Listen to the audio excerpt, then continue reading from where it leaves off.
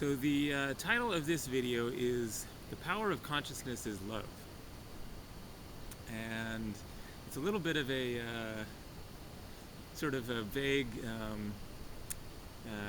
difficult to explain concept that I want to try to get across with this.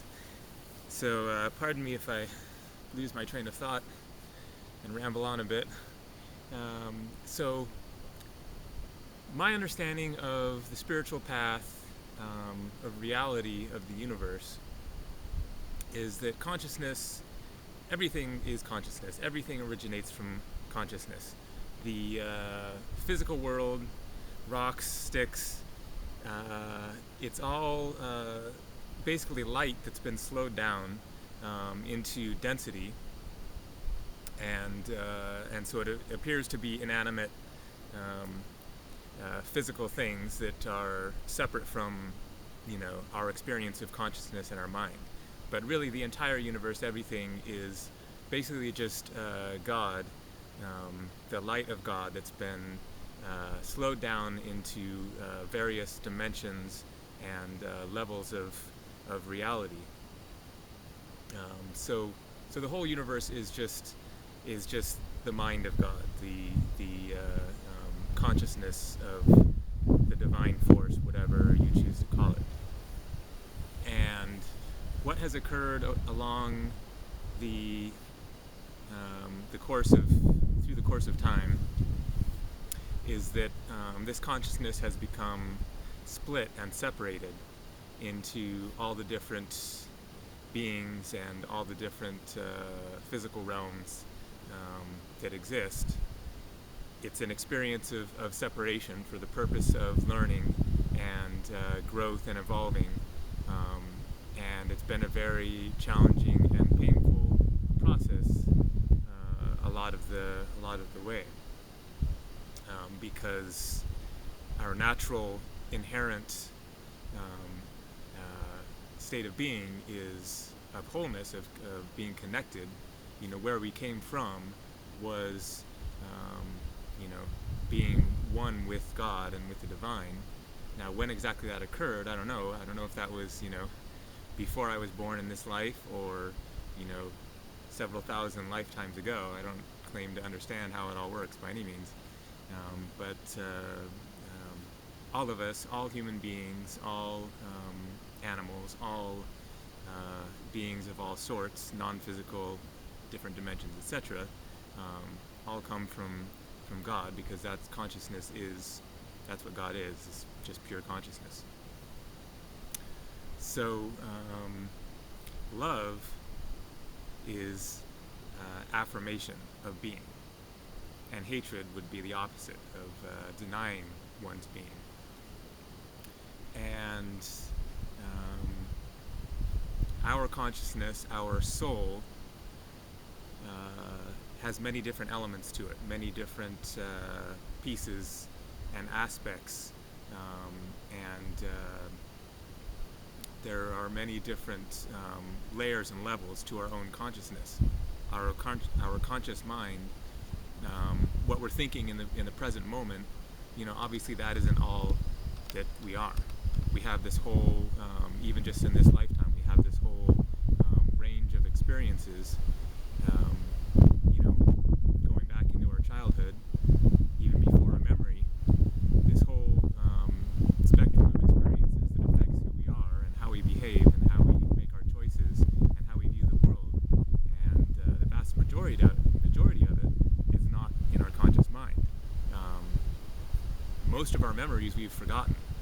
We could be reminded of a lot of them, but there are many experiences we've had that we've completely forgotten. We've had millions and billions of experiences.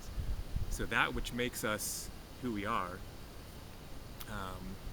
is a lot of it is subconscious, is buried somewhere deep within us. Much of it can be then accessed.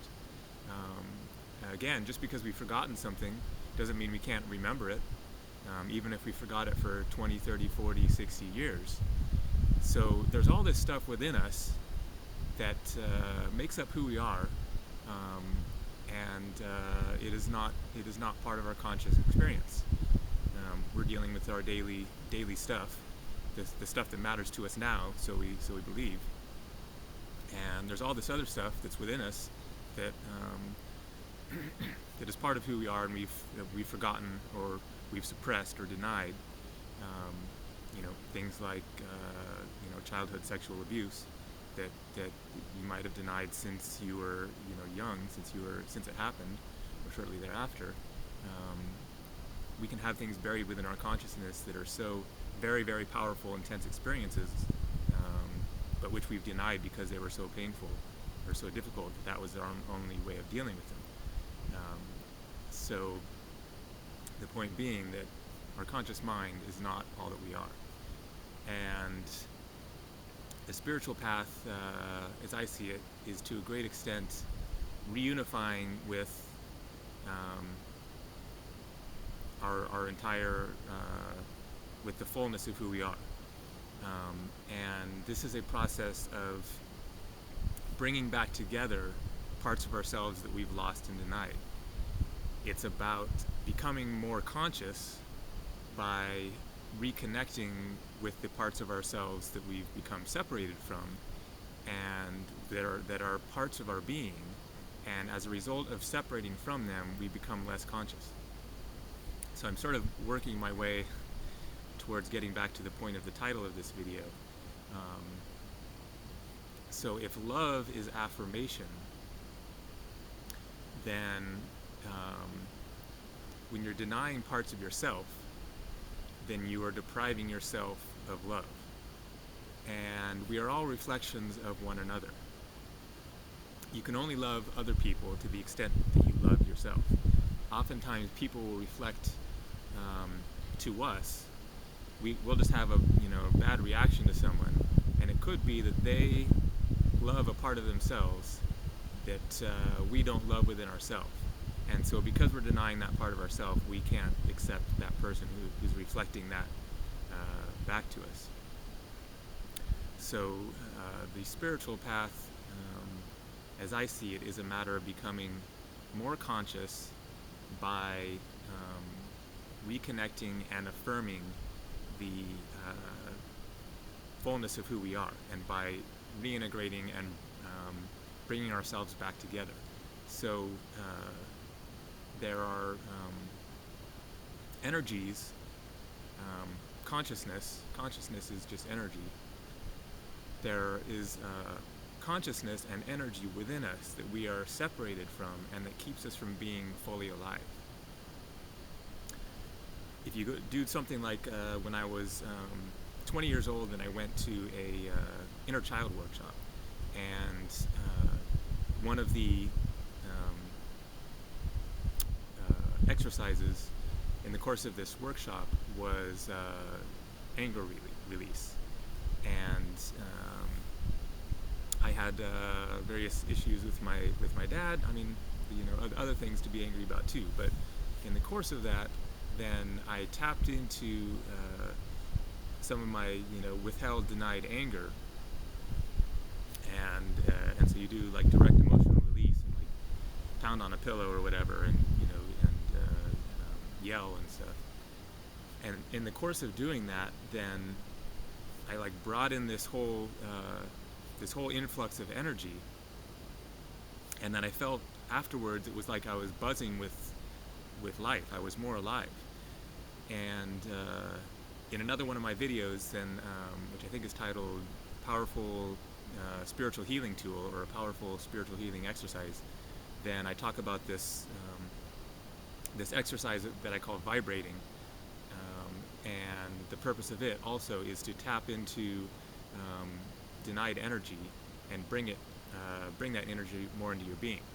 So the point that I'm getting around to here is that the power of consciousness is love, and that the ultimate goal, as I see it, is to become more conscious, to become more whole by accessing the fullness of who you are. And in the process of doing that, you're affirming yourself, you're affirming greater aspects of yourself, and you're becoming more loving as a result. because you can only love to the extent that you are present in the moment. You can only broadcast loving energy to the extent that you are really there and present within yourself. Love isn't simply a thought. It's important, of course, to have positive thoughts, to think of people in a positive way, but that's only part of the equation, because thought is only part of consciousness. There's also the emotional element. Love is really a feeling, and if you're not there in your feeling body, then no matter how many good thoughts you think about somebody, you're not really there in the true depth of what love really is, which is a feeling. And to a great extent, our society and our world denies the emotional body and the free expression of emotions, and that inhibits our ability to be truly loving, because love is a feeling and is connected to emotions. And when you deny one emotion, then you tend to deny your whole emotional body in general. So